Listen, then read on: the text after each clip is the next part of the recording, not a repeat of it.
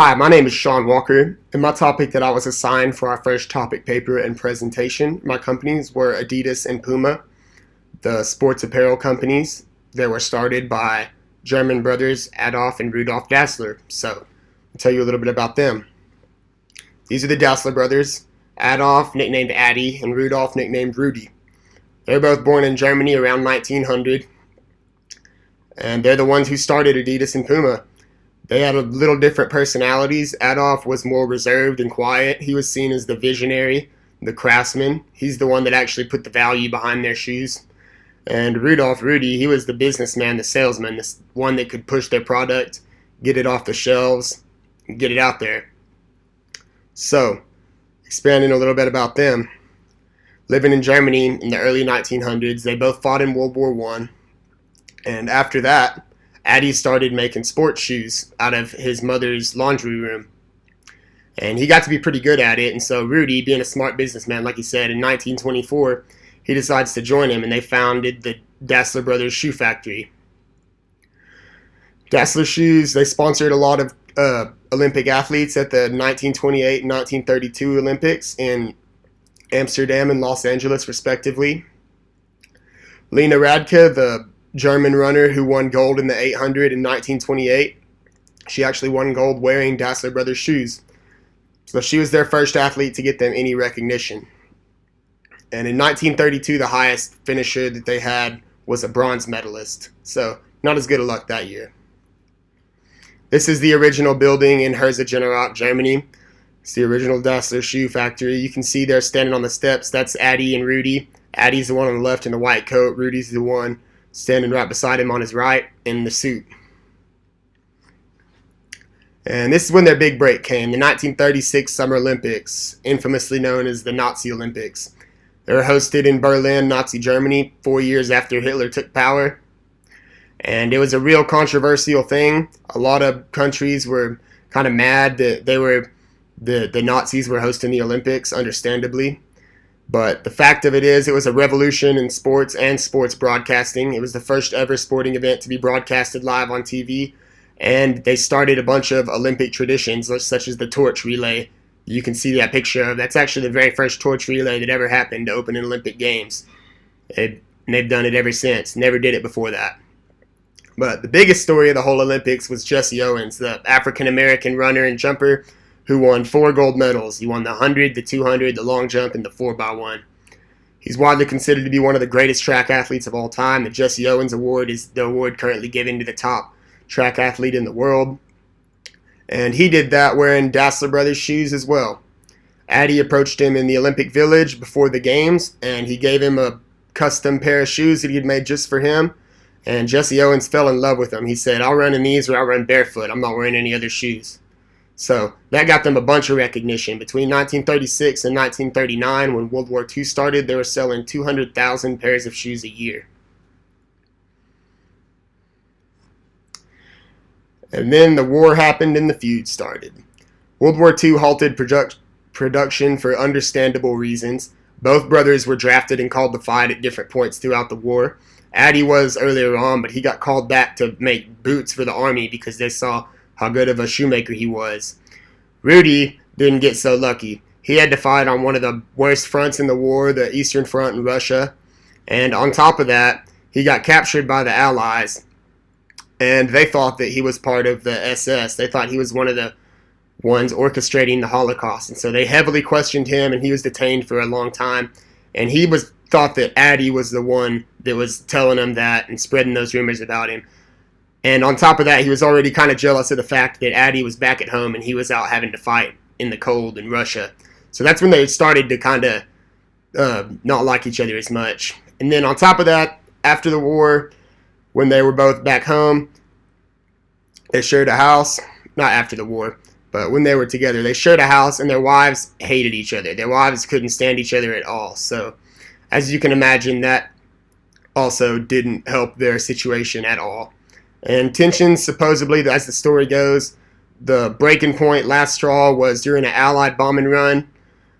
They were all running to the bomb shelter, and Addy and his wife and family were already inside, and Rudy and his wife and family came running in.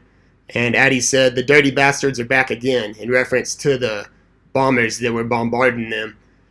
And Rudy thought he was talking about him and his family. And as the story goes, that's when they just completely broke off their relationship. In 1948, Dassler Brothers' shoes officially separated, and the story goes that they never spoke again for the rest of their lives, hated each other. So what they do after they split up? They both went and started their own companies. In 1948, Rudy went and started Ruda, which is now known as PUMA, and he was named Ruda using the first two letters of his first name and his last name, but he eventually switched it to PUMA because he thought it sounded more athletic. And him and his son were both excellent businessmen, and they were great salesmen, great at marketing. They sponsored several teams and athletes over the years, most famously Pele, widely regarded as the greatest football player of all time. And that bottom right picture right there is actually a marketing stunt that they did. It's a good little example of Rudy's business savvy. That was before the World Cup final in 1970, right before kickoff. And right when he was supposed to kick it off, all eyes on Pele, he stops and ties his shoes, his Puma shoes that he had got before the game. And that was a little marketing stunt for Puma, but it's one of the smarter ones that I've ever heard of. And I thought that was a pretty cool story. Adi, on the other hand, he went and registers Adidas as a company in 1949, a year after Rudy started Puma. And as I mentioned earlier, he was the visionary, the one who actually knew a bunch about making shoes. And his craftsmanship, technical knowledge, and just passion for sports always gave Adidas a little bit of an edge over Puma. Puma was always kind of playing catch up. And that's just how it's been since they were companies. Adidas has always been a little bit more popular than Puma at times. Right now, they're a lot more. They're currently the second biggest sportswear company in the world after Nike. They were first for a long time until the 80s, and they're still currently first in Europe. They've also sponsored many teams, athletes, and celebrities. There's some listed, just to name a few. Lionel Messi, you can see him on the bottom left, widely regarded as the best soccer player in the world right now. On the right, that's a picture of Adi looking at an early model of one of his shoes. And in the middle, that's Kanye West, another celebrity that they've sponsored. They were actually the first company to start sponsoring non-athletes to do fashion lines for them. And that's got them a lot of sales and a lot of revenues. So, back to the rivalry and the feud between them. Both brothers built their factories in their hometown of Herzogenaurach on opposite sides of the river that runs right through the middle of the town. They didn't like each other, so they put their factories on opposite ends of town. And both companies are a huge part of the town's economy. Most people in town work for one or the other or have ties to one or the other. So the whole town kind of got caught up in their feud that they had going on. It became known as the town of bent necks because people would look down at your shoes before they would talk to you to get their impression of you. So the second generation, Adi and Rudy both had great succession plans. Both of their sons were great successors. We'll go on and start with Adidas. This is Adi's son, Horst. And Adi died in 1978. Horst took over. He'd already been in the business since the 50s. And he was an excellent successor, but he unexpectedly died in 1987, just 9 years after his dad. And that really derailed everything that the Dasslers had going in Adidas. After his death, the lack of a leader and the emergence of Nike at that time, Adidas was just losing a ton of they were losing almost all their market share. And by 1989, they had sold all of their stake in Adidas because Nike was taking over too much, and they didn't have anyone to lead them. On to Puma, pretty much the same story. Rudy died in 1974, just a few years before Adi, and his son Armin was, a lot of people say, the driving force behind most of the success that Puma's ever had. He did as much as his dad, if not more. He was a model successor, but he is just the typical story of a great successor that didn't plan for his own succession. And so Puma went public in 1986.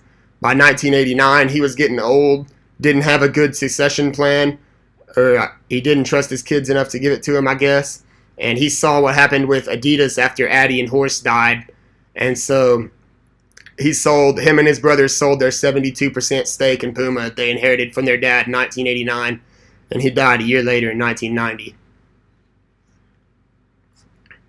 Today, both the companies are still giants. Adidas is a lot bigger than PUMA.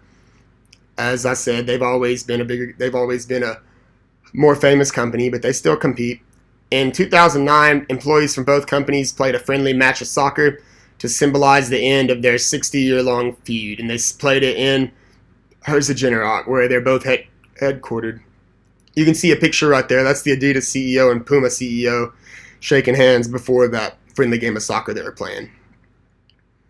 So, thank you for watching my presentation, and I hope you learned something.